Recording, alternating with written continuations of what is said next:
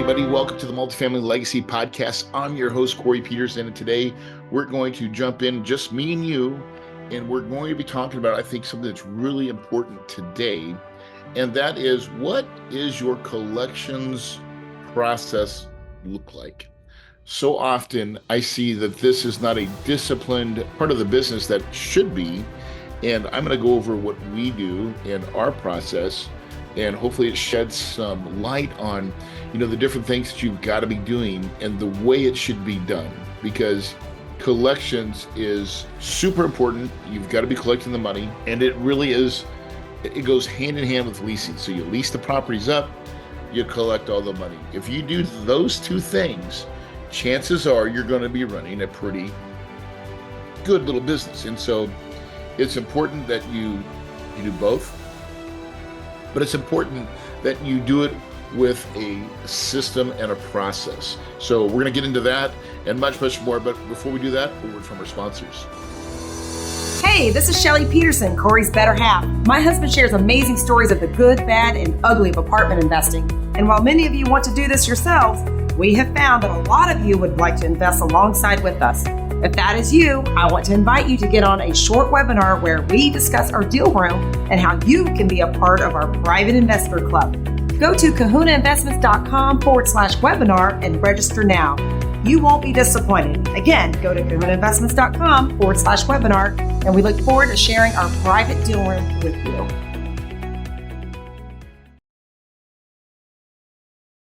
All right, we're back. So I got to tell you, a couple crazy things getting ready to go on. We are getting ready to launch our Apartments to Millions teaching course. I think it's April 16th. Anyways, if you are ready and you're looking to get into the multifamily space, I couldn't think of a better time to start. So if you will go to a2mlive.com, you can go. And because you listen to this podcast, if you will put in the code called Corey, you can get $1,000 off. So anyways, go to a2mlive.com and then use the code Corey, and you will get $1,000 off for that 3-day live course. I'm gonna tell you what, that 3-day live course is powerful. Everybody that's went to it has raved about it. You will get so much information. You will get fed from a fire hose, and it is information every day for 3 days in a row. It is me teaching and coaching right in front of you, and giving you everything that I know and giving you all the stuff that I use in my real world business of owning and operating properties. So anyway, save me up on that offer. I think you guys will really enjoy it. Okay, so as we are going through this leasing and collections process, what I want to do is I want to break down what that process looks like first, and then we'll go into a little bit more details of what happens, and kind of what are the verbiage and wordage that we use, and why this is fundamentally so important to your business. Collecting all the available dollars is such a big metric, and at times it's a metric that gets overlooked. And so you've got to make sure that we're collecting the money. So the way that works is, this is how we do it. On the first of the month, right, you have rents due. There's an email, a formatted email that should go out that says rents due, right? And now every state has little different nuances. And what we've done is we took our worst state and then we used it as our master. So we kind of have the same process all throughout our properties. Even though we can do it a little bit faster at different properties, it's easier to teach one way, one method. So that's what we've decided to do in our way we work. And our worst property has a 10-day, what's called pay or quit notice, right? And so what we do is we send out an email on the 1st, we send an email out on the 4th, right? Because on the 5th is when they are officially late. They're going to get fined and assessed, right? So rent's due on the 1st, they have 5 days of grace. And, on that 4th, we send out, this is like a notice, an email that goes out, but we're also calling and texting because we're getting ready to assess a charge on their account. And we don't like to do that, but we have to do it, right? So email goes out on the 1st. And then another one goes out on the 4th. And usually that's followed with text as well, because we're going to give everybody as much opportunity to pay us, because on the next day, on the 5th, we are going to give notice of pay or quit. Pay or quit. And that is the official notice. Now, everything's a little bit different. Some you have to have, we don't post them on the doors, by the way. We stopped doing that a long time ago. I mean, we want to go door to door, but it's really an email. It's email generated. Here's you're changing from current to now you're on notice, right? In our system, you've now been put on eviction notice. We are going to start the file, and they know that's coming, but they already get assessed the fee because they're late. Right now, from the 5th to the 15th, right? That's 10 days. We give them 10 days. And this is because our longest property, the state laws, is there's a 10-day notice to pay or quit. And so we use that as our template. So for the next 10 days, it is our PM, property manager's job is to go get that money. And I'm talking relentless call, text, door knock, call, text, door knock, call, text, door knock every day for the next 10 days. They have got to go get that money. And we want to be relentless. We want them to know we're not calling, we're not being nice anymore. So, and this is the challenge, right? Because you still, like your property manager, I think a lot of them will have issues in this early on when they first start, right? Until you make it conditioned that this is just the way it has to be. You have to take emotion out of it, because, the property managers they want everybody to like them. But it really needs to be both. They should fear you and like you. And they got to fear you because they got to know that you're in control and you are running a business and, not a free living situation. And so it has to be where we go out and collect the money.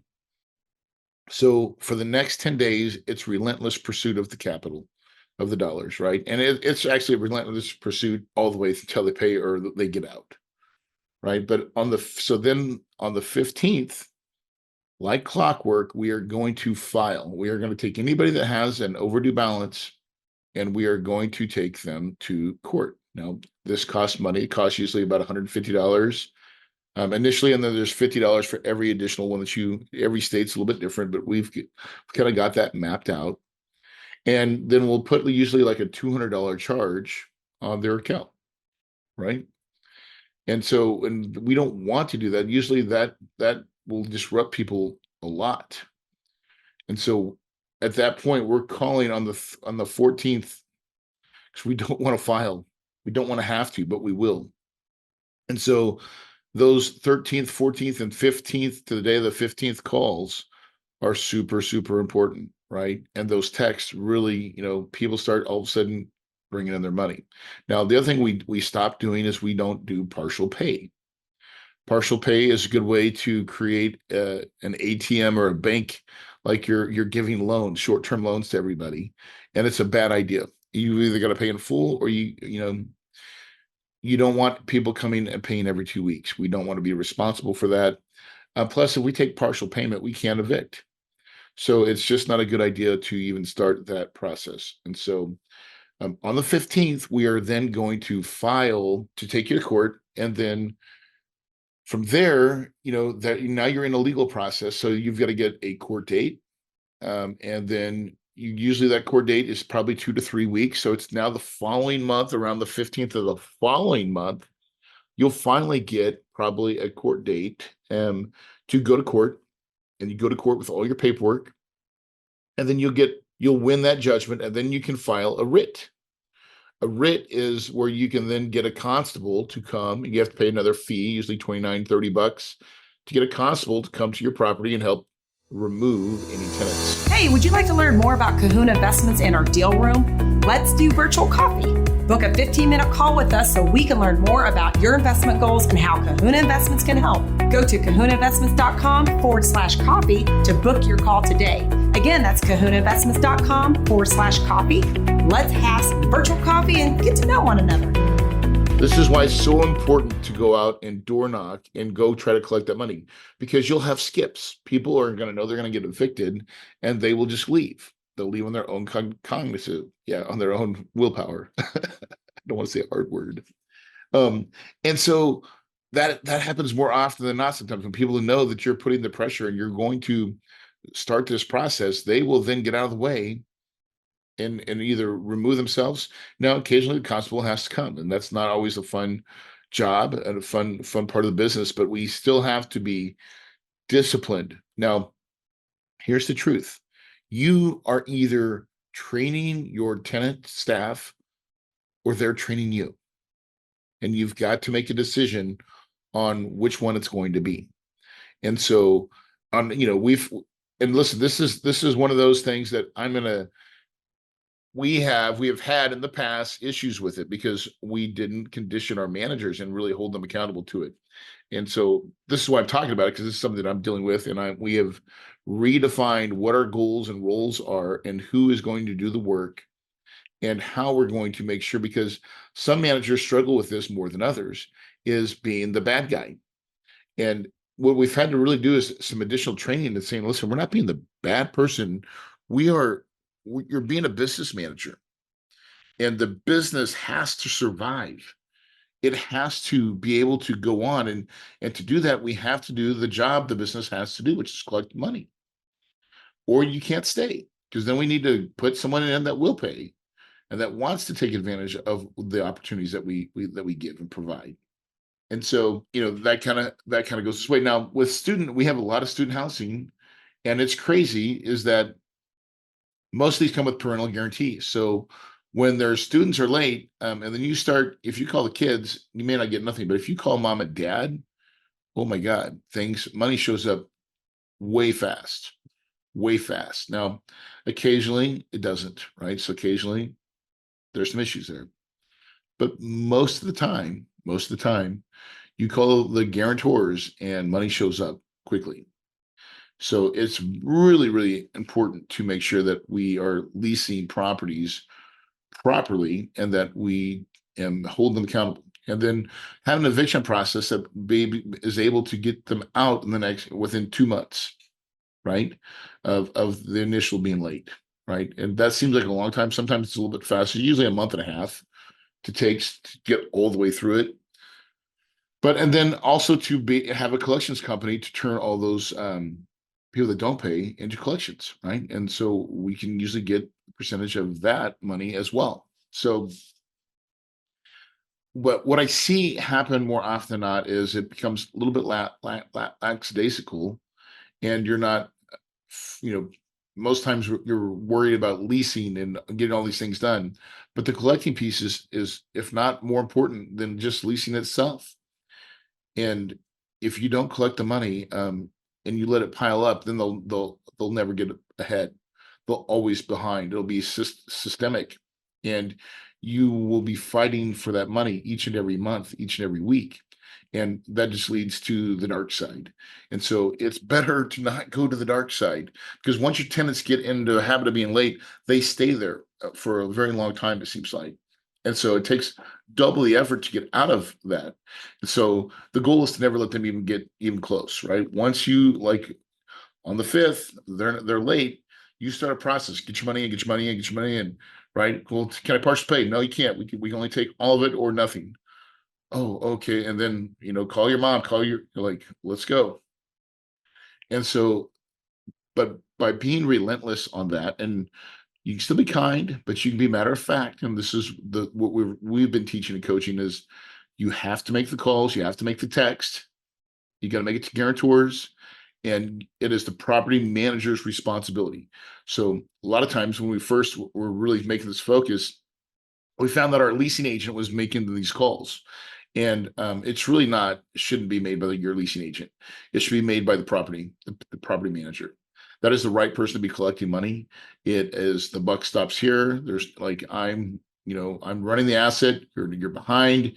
You need to make, arrangements to get this dealt with. I need to get dealt with, or I'm going to have to evict. I don't want to do that, but please help me help you, right? And so once we put it in the right person's seat and make sure that it was throughout our portfolio, we start getting so much more improvement on all that stuff. And you'll be amazed when whatever you focus on, you find and you get, right? So with a property management company, no, same thing for me. Like there's certain things where we were focused on leasing, but we're like, hold on, it's leasing and collections. So we kind of created a sub department for collections. And through our controller, he now, sends out a daily piece that everybody sees, and they're like, "Oh, yeah, we're paying attention, guys. Right over here at corporate, we're paying attention to this money. It is very imperative that we collect the money." And because we've made it a priority, now everybody else is making it a priority. So it's funny how those things work, but it really is the premises of how to create a good business is you've got to inspect what you expect. And when you do that consistently, people get on board, and all of a sudden change starts to happen within your organization. And so it has with us. We are much more profitable now than we were, only because we made a concerted effort to say, listen, what we were doing was not working. It was not acceptable, and we need to make change. And so in your business, these things will happen. And this can be third-party management as well, because it was even worse when we had third party. They weren't collecting the money. And so those bad habits had kind of morphed into ours, and we finally just said, no, it's enough. We are not going to accept, these types of numbers. Just we're not. And so the moment we put our foot down, it's amazing, things start to change. And so it's not, and this really is, sometimes it's not about your people. Your people want to do good, but if you're not focused on it, they're not focused on it. So it's really just making sure that the eye is on the prize. Leasing and collections, they go hand in hand. You can't have one without the other, and you need them both, right? You've got to be able to keep your property filled up with new potentials as people come and go, and then you've got to make sure you get all the money that is owed to you. That is the requirement. That is what is needed. And guys, it seems simple, but it's way more difficult than you think about it, because who's tracking how many calls you get, how many calls are made, right? Who's looking at the software to make sure they're doing it right? And so that's where, we used to be in the beginning when we started this, we're like, oh yeah, I made a call. If it's not in the notes, you didn't make a call, right? We look at those notes now almost every day. Where are your notes? What'd you do yesterday? Did you call yesterday? I better see some activity, right? The notes is how we know whether or not your staff is doing the work. And once they know that you're paying attention, it's an amazing thing what happens. They respond, right? And as they respond, you'll start seeing your dollars in your bank account go up, and it's a beautiful thing. So I wish that it was one of those things where it was on autopilot. Now let's talk about autopilot, though. There is a way to help this, right? It is called portal adoption. So that's another thing. We have initiated a 98% portal adoption policy where we're trying to get almost all our tenants to pay online. And we really want them to set up an ACH with their bank account, which is what most people do, but some people still choose to pay online. But they'll still pay online, but they'll pay it when they want to.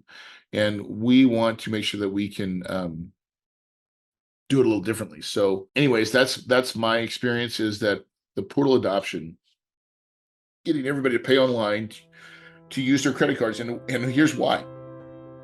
That ACH will try 3 or 4 or 5 times to get to ping their money, right? So it'll try on the first, second, third, fourth, fifth. It'll try. It's like your collection agency working for you, right, behind the scenes. And it is vital. It is absolutely vital. It works really well. And so we love getting everybody set up. In fact, we've trained our personnel, our staff, if someone brings in a check, hey, well, hold on, how come you're not in the portal? Let's go ahead and get this set up on the portal. I'll help you, and we'll do it right there with them and get their account set up and get it set up on the ACH. Boom. That is a huge part of what we're doing as we're, and it's improving our collections. It is improving it so fast. And so portal adoption is where it's at. It's a great tool to drive your growth, to drive your NOI. is getting all the money that's owed to you collected. When you do that, business works really, really well, right? Guys, as you go out there and work on your days and your gifts and your properties, I'm gonna tell you, there's so many things that are in the multifamily business that come, and as an operator trying to understand all the little pieces, there's levers, right? And there's teaching and there's coaching.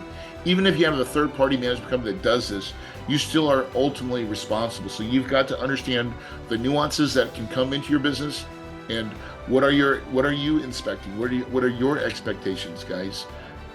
Watching all that stuff and with granular certainty is how you make your numbers grow, guys.